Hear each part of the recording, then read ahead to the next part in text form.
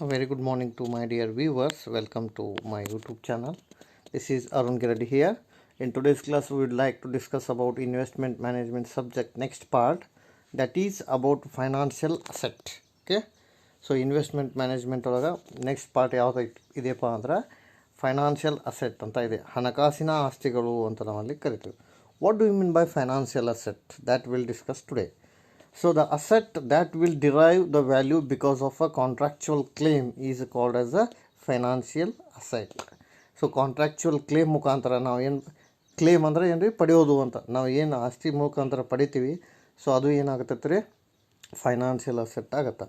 Unlike the land and property which are tangible physical assets, financial assets do not have a physical worth. In simple language we can say the financial assets are intangible in nature which we cannot see but the worth of it ಅಂತ. So ಅದನ್ನು ನಾವು ಅನುಭವಕ್ಕೆ ತೊಗೋಬೋದು, ಅದಕ್ಕೆ ನಾವು ಹಣಕಾಸಿನ ಆಸ್ತಿಗಳು ಅಂತ ನಾವಲ್ಲಿ ಕರಿತೀವಿ. ಅಥವಾ ಇನ್ನೊಂದು ಡೆಫಿನೇಷನ್ ಕೊಟ್ಟ ನೋಡ್ರಿ, financial assets are non physical assets, those can be readily converted into cash very easily ಅಂತ ನಾವಲ್ಲಿ ಕರಿತೀವಿ. ಸೊ ಯಾವ ಆಸ್ತಿ ಸುಲಭವಾಗಿ ನಗದು ರೂಪದಲ್ಲಿ ಪರಿವರ್ತನೆ ಆಗುತ್ತೆ ಅದಕ್ಕೆ ನಾವು ಏನಂತ ಕರಿತೀವಿ, ಹಣಕಾಸಿನ ಆಸ್ತಿಗಳು ಅಂತ ನಾವಲ್ಲಿ ಕರಿತೀವಿ. Financial asset is also known as a financial instruments. ಇದಕ್ಕೆ ಇನ್ನೊಂದು ಹೆಸರು ಇದೆ. ಫೈನಾನ್ಷಿಯಲ್ ಅಸೆಟ್ಗೆ ಇನ್ನೊಂದು ಏನಂತ ಕರೀತಾರೆ ಅಂದ್ರೆ ಫೈನಾನ್ಷಿಯಲ್ ಇನ್ಸ್ಟ್ರೂಮೆಂಟ್, ಹಣಕಾಸಿನ ಸಲಕರಣೆಗಳು ಅಂತ ಕರಿತೀವಿ. Now these assets can be easily converted into cash like a bank balance, shares, short-term investment, treasury bill, commercial paper, receivable. These are all the instruments which is easily converted into cash. So that's what the financial asset nature is, immediately converted into cash ಅಂತ ನಾವಲ್ಲಿ ಹೇಳ್ಬೋದು. So ಯಾವ ಆಸ್ತಿನ ನಾವು ಸುಲಭವಾಗಿ ನಗದು ರೂಪದಲ್ಲಿ ಪರಿವರ್ತನೆ ಮಾಡ್ತೀವೋ ಅಂತಹ ಆಸ್ತಿಗೆ ನಾವೇನಂತ ಕರಿತೀವಿ, ಹಣಕಾಸಿನ ಆಸ್ತಿಗಳು ಅಂತ ನಾವಲ್ಲಿ ಕರಿತೀವಿ. And these are all non physical form. ಅಥವಾ ಇನ್ನೂ ಒಂದು ಡೆಫಿನೇಷನ್ ಕೊಟ್ಟ ನೋಡ್ರಿ, claim on a real assets such as a stock bond are called as a financial asset. Claim ಅಂದ್ರೆ ನಾವು ಈ ಸ್ಟಾಕ್ ಮತ್ತು ಬಾಂಡ್ಗಳ ಮುಖಾಂತರ ಏನು ಪಡ್ಕೋತೀವಿ ಹಣ, ಅದಕ್ಕೆ ಏನಂತ ಕರಿತೀವಿ ನಾವು ಫೈನಾನ್ಷಿಯಲ್ ಅಸೆಟ್ ಅಂತ. What return we should get from the stocks and bonds that is consider as a financial asset. So ಈ ಸ್ಟಾಕ್, ದಾಸ್ತಾನು ಮತ್ತು ಬಾಂಡ್ಗಳು ಅಂತ ಕರಿತೀವಿ. ಸೊ ಇವುಗಳ ಮೂಲಕ ನಾವು ಏನು ಪಡ್ಕೋತೀವಿ ಅದಕ್ಕೆ ನಾವು ಏನಂತ ಕರಿತೀವಿ, ಹಣಕಾಸಿನ ಆಸ್ತಿಗಳು ಅಂತ ನಾವಲ್ಲಿ ಕರಿತೀವಿ. Financial asset is not tangible as I already indicate ಹೇಳಿದೆ ನಿಮ್ಗೆ. ಇಟ್ ಈಸ್ ನಾಟ್ ಟ್ಯಾಂಜಿಬಲ್ ಅಂದರೆ ಕಣ್ಣಿಗೆ ಕಾಣಂಗಿಲ್ಲ ಅದು.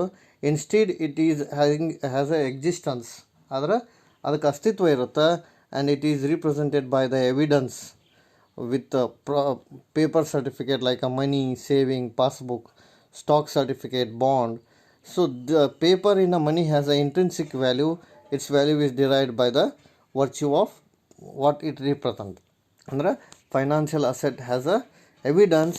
For that reason it has a proper certificate and it is easily converted into cash and other form. So this is the meaning of financial asset. We'll give another meaning here also. The piece of paper evidence a claim on some issuer is called as a financial asset. ಅಂದರೆ ಯಾರು ಅದನ್ನ ಪಡ್ಕೋತಾರ ಆ ಇಶ್ಯೂವರ್ ಅಂತ ಕರಿತೀವಿ ಅವ್ರಿಗೆ. So ಆ ಇಶ್ಯೂವರ್ನಿಂದ proper ಆದಂಥ ಎವಿಡೆನ್ಸನ್ನು ನಾವು ಕ್ಲೇಮ್ ಮಾಡಿದ್ದೀವಿ ಅಂದ್ರೆ ಅಥವಾ ಪಡ್ಕೊಂಡಿವಿ ಅಂದ್ರೆ ಅದು ಏನಂತ ಕರೆಸ್ಕೊಳತ್ತಿರೋದು ಫೈನಾನ್ಷಿಯಲ್ ಅಸೆಟ್ ಅಂತ ಕರೆಸ್ಕೊಳತ್ತ ಅಂತ ನಾವಲ್ಲಿ ಹೇಳ್ಬೋದು. ಸೊ ಯಾವುದು ಕ್ಲೇಮ್ ಮಾಡೋಕ್ಕೆ ಸಾಧ್ಯತೆಯೋ ಯಾವುದನ್ನು ನಾವು ಪಡ್ಕೊಳ್ಳಿಕ್ಕೆ ಸಾಧ್ಯ ಇದೋ ಸೊ ಅದು ಏನಾಗುತ್ತೆ ರೀ ಫೈನಾನ್ಷಿಯಲ್ ಅಸೆಟ್ ಆಗುತ್ತೆ ಅಂತ ನಾವಲ್ಲಿ ಹೇಳ್ಬೋದು.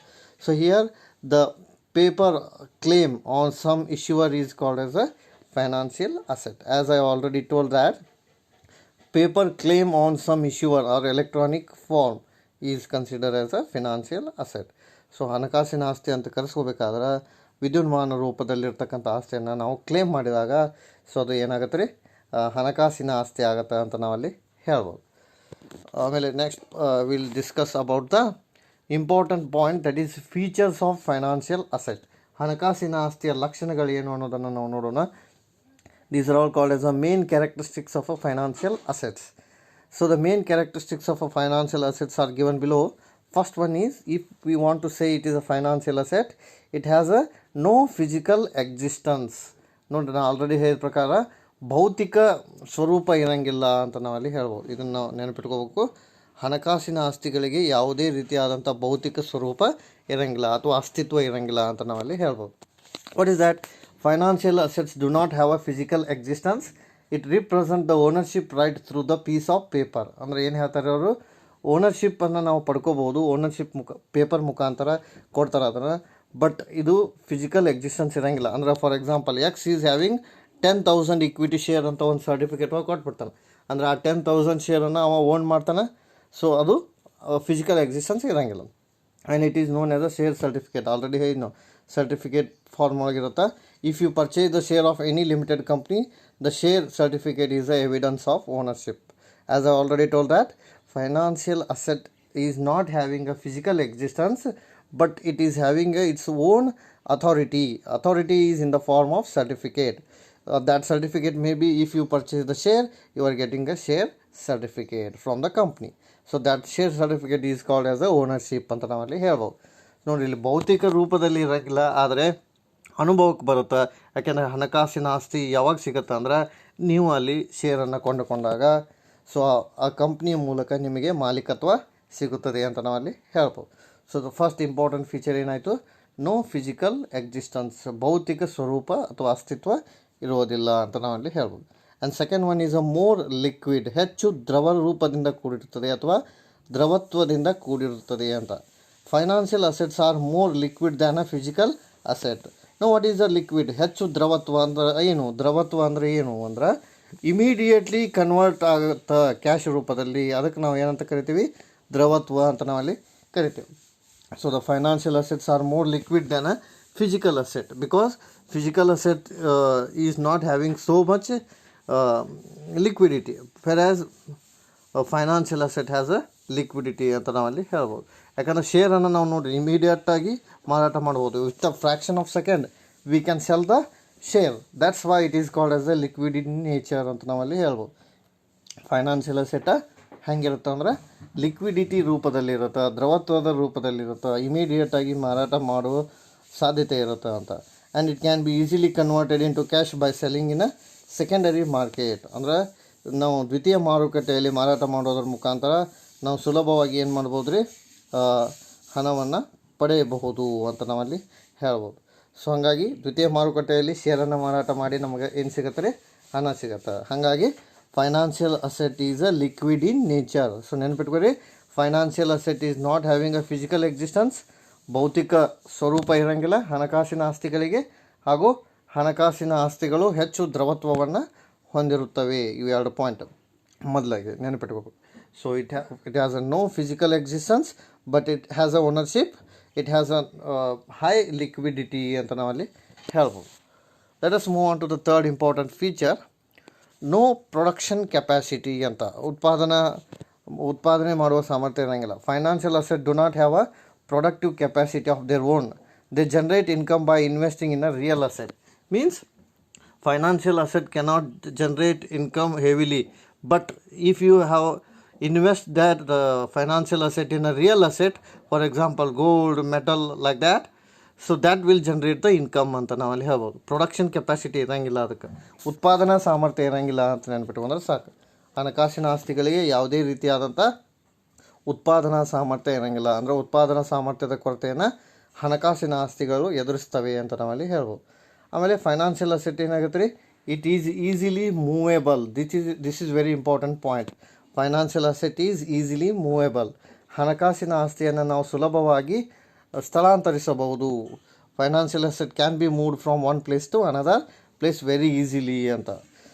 ಯಾಕಂದ್ರೆ ನೋಡಿರಿ, ಶೇರ್ ಸರ್ಟಿಫಿಕೇಟನ್ನು, ಓನರ್ಶಿಪ್ ಸರ್ಟಿಫಿಕೇಟನ್ನು ಇಮಿಡಿಯೇಟಾಗಿ ಟ್ರಾನ್ಸ್ಫರ್ ಮಾಡ್ಬೋದು ನಾವು. ಈಗ ಲೈಕ್ ನಿಮ್ಮ ಹತ್ರ ಡಿಮ್ಯಾಟ್ ಅಕೌಂಟ್ ಇತ್ತು ಅಂದ್ರೆ ನೀವು ಸ್ಟಾಕ್ ಎಕ್ಸ್ಚೇಂಜ್ ಒಳಗೆ ಶೇರನ್ನ ಯಾವಾಗ ಬೇಕಾದ್ರೂ ತೊಗೋಬೋದು, ಯಾವಾಗ ಬೇಕಾದಾಗ ಮಾರಾಟ ಮಾಡ್ಬೋದು. So that is called as easily movable ಅಂತ ನಾವಲ್ಲಿ ಕರಿತೀವಿ. ಅಂದರೆ ಹೆಂಗೆ ನೆನಪಿಟ್ಕೋಬೇಕು ರೀ, ಹಣಕಾಸಿನ ಆಸ್ತಿಗಳನ್ನು ಸುಲಭವಾಗಿ ಒಂದು ಸ್ಥಳದಿಂದ ಇನ್ನೊಂದು ಸ್ಥಳಕ್ಕೆ ನಾವು ಏನು ಮಾಡ್ಬೋದು ರೀ, ವರ್ಗಾವಣೆ ಮಾಡ್ಬೋದು. ಮೂವೇಬಲ್ ನೇಚರ್ ಇದೆ ಅಂತ ನಾವಲ್ಲಿ ಹೇಳ್ತೀವಿ. ಆಮೇಲೆ assets and liabilities another important feature of financial market, asset. Assets and liability ಅಂದ್ರೆ ಏನು ರೀ, financial assets are asset for one party and the liability for another party. ಅಂದರೆ financial asset is asset for one party and the liability for another party. ಅಂದರೆ ಇದರ ಅರ್ಥ ಏನು ರೀ, financial asset ಒಬ್ಬರಿಗೆ ಆಸ್ತಿಯಾಗಿ ಕನ್ವರ್ಟ್ ಆಗುತ್ತಾ, ಇನ್ನೊಬ್ಬರಿಗೆ ಅದು ಹೊಣೆಗಾರಿಕೆಯಾಗಿ ಕನ್ವರ್ಟ್ ಆಗುತ್ತಾ.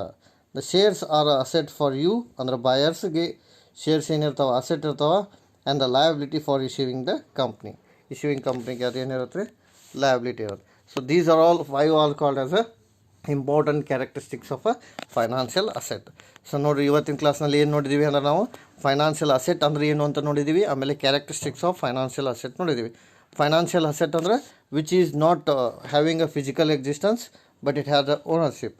So there are total 5 important feature which we seen. Number 1 is called as a no physical existence, ಭೌತಿಕ ಸ್ವರೂಪ ಅಥವಾ ಅಸ್ತಿತ್ವ ಇರಂಗಿಲ್ಲ. ಎರಡನೇದು ಮೋರ್ ಲಿಕ್ವಿಡಿಟಿ, ಹೆಚ್ಚು ದ್ರವತ್ವವನ್ನು ಒಳಗೊಂಡಿರುತ್ತದೆ. ಮೊದಲೇದು ನೋ ಫಿಸಿಕಲ್ ಎಕ್ಸಿಸ್ಟೆನ್ಸ್, ಭೌತಿಕ ಸ್ವರೂಪ ಇರೋಂಗಿಲ್ಲ. ಎರಡನೇದು ಲಿಕ್ವಿಡಿಟಿ, ದ್ರವತ್ವವನ್ನು ಒಳಗೊಂಡಿರುತ್ತದೆ. Third one is a no production capacity, ಉತ್ಪಾದನಾ ಸಾಮರ್ಥ್ಯ ಇರೋಂಗಿಲ್ಲ. ಆಮೇಲೆ ಈಸಿಲಿ ಮೂವೇಬಲ್ ಆಗುತ್ತೆ. ಒಂದು ಪ್ಲೇಸ್ನಿಂದ ಇನ್ನೊಂದು ಪ್ಲೇಸಿಗೆ ನಾವು ಅದನ್ನು ಏನು ಮಾಡ್ಬೋದು ರೀ, ವರ್ಗಾವಣೆ ಮಾಡ್ಬೋದು. ಆಮೇಲೆ assets and liabilities another important features of financial asset. We can take another examples of a financial asset here. Yes, financial asset value is based on the faith that the issuer honor contractual promise to pay it ಅಂತ. ಹಂಗಾದ್ರೆ financial asset ಫೀಚರನ್ನೇ continue ಮಾಡಬೇಕಾದ್ರೆ ಈಗ already ಹೇಳಿವಿ ನಾವು, it is not having a physical nature, ಅದಕ್ಕೆ physical goods ಇರೋಂಗಿಲ್ಲ ಅಂತ ನಾವಲ್ಲಿ ಹೇಳ್ಬೋದು. ಆಮೇಲೆ physical condition or form usually not relevant to determine the market value. Market ವ್ಯಾಲ್ಯೂವನ್ನು ಅದು ಫಿಸಿಕಲ್ ಕಂಡೀಷನ್ ಮುಖಾಂತರ ಡಿಟರ್ಮೈನ್ ಮಾಡೋಂಗಿಲ್ಲ. ಆಮೇಲೆ have a little or no value as a commodity. So as a commodity ಅಂತ ಅದು ಕನ್ಸಿಡರ್ ಆಗಂಗಿಲ್ಲ. ಆಮೇಲೆ cost of transportation and storage is very low ಅಂತ ನಾವಲ್ಲಿ ಹೇಳ್ತೀವಿ. ಸೊ ಟ್ರಾನ್ಸ್ಪೋರ್ಟೇಷನ್ ಕಾಸ್ಟ್ ಏನಿರುತ್ತೆ ಲೋ ಇರುತ್ತೆ ಅಂತ ನಾವಲ್ಲಿ ಹೇಳ್ಬೋದು.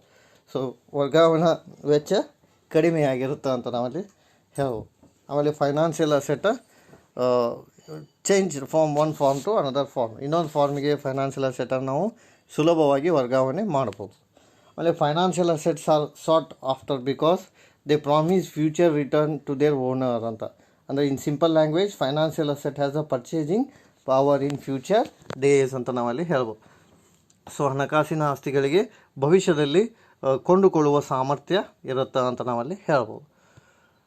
ಆಮೇಲೆ financial asset is a claim against the income or wealth of a business firm or household. Already told that financial asset ಅಂದರೆ ಏನು ರೀ, ಅದು ಒಂದು ಕ್ಲೇಮ್ ಇರುತ್ತೆ, ಅದು ಬಿಸ್ನೆಸ್ ಫರ್ಮ್ಗೆ ಅಥವಾ ಗೌರ್ಮೆಂಟ್ಗೆ ಏನಾಗುತ್ತೆ ವಾಪಸ್ ತೆಗೆದುಕೊಳ್ಳುವ ಸಾಮರ್ಥ್ಯವನ್ನು ಅದು ಹೊಂದಿರುತ್ತೆ ಅಂತ. ಆಮೇಲೆ financial asset usually represented in the form of certificate or in the form of computer record file or a document ಅಂತ ನಾವಲ್ಲಿ ಹೇಳ್ಬೋದು. ಫೈನಾನ್ಷಿಯಲ್ ಅಸೆಟ್ ಸರ್ಟಿಫಿಕೇಟ್ ಫಾರ್ಮ್ನಲ್ಲಿರ್ಬೋದು, ಡಾಕ್ಯುಮೆಂಟ್ ಫಾರ್ಮ್ನಲ್ಲಿರ್ಬೋದು, ರೆಕಾರ್ಡ್ ಫಾರ್ಮ್ನಲ್ಲಿರ್ಬೋದು. Usually it is related to lending of a money. ನಾವು ಸಾಲವನ್ನು ಏನು ಹಣವನ್ನು ಸಾಲದ ರೂಪದಲ್ಲಿ ಕೊಡ್ತೀವಿ ಆ ರೂಪದಲ್ಲಿ ಇರುತ್ತೆ ಅಂತ ನಾವಲ್ಲಿ ಹೇಳ್ಬೋದು. ಎಕ್ಸಾಂಪಲ್ ಸ್ಟಾಕ್ ಇರ್ಬೋದು, ಬಾಂಡ್ ಇರ್ಬೋದು, ಡೆಪಾಸಿಟ್ ಇರ್ಬೋದು. So these are all some nature of financial asset ಅಂತ ನಾವಲ್ಲಿ ಹೇಳ್ತೀವಿ. Okay, so these are all considered as a nature of financial asset. So remaining we'll see in next class.